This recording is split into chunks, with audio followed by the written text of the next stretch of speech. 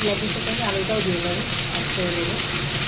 যেহেতু নতুন আলু, তাই আমি পেঁয়াজের সাথে অ্যাড করে দেবো আলুটা। আলুটা ডুমু ডুমু করে কেটে নিয়েছি, দেখো দেখেছো, আলুটাকে ছোটো ছোটো করে কেটে নিয়েছি।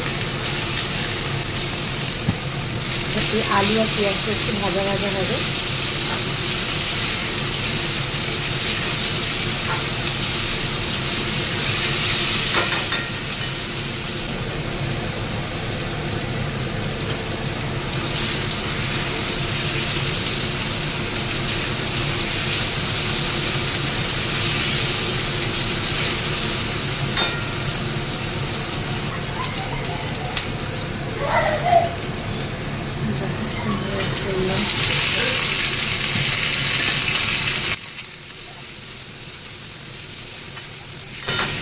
এবার আমি এক এক চামচের মশলা দেবো।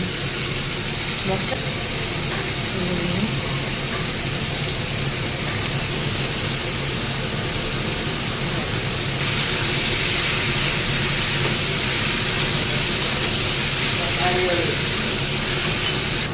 দেখো, কাঁচা লঙ্কাও দিয়ে দিয়েছি আমি।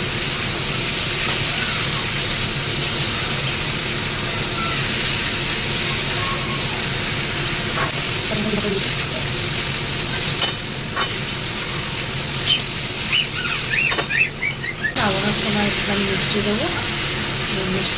মিষ্টিটা ঠিকঠাক দিলে তরকারিটা খুব সুন্দর স্বাদ হবে। বুঝতে পারছো বন্ধুরা? যদি তোমরা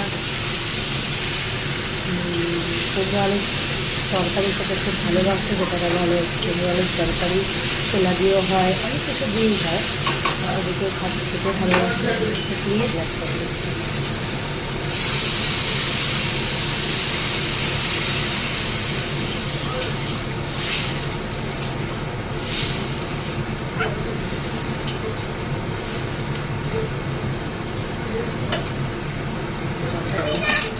একটা কাঁচা লঙ্কা গোটা দিয়ে দেখো বন্ধুরা, কত সুন্দর হয়ে গেছে তরকারিটা আমার। একদম ঢাকা দিয়ে করেছে। এই একটু মিষ্টি দেবো। কুমড়ো আলু মিষ্টি না দিলে ভালো লাগে না, যে না পাবো, তাই একটু মিষ্টি দিয়ে দিই।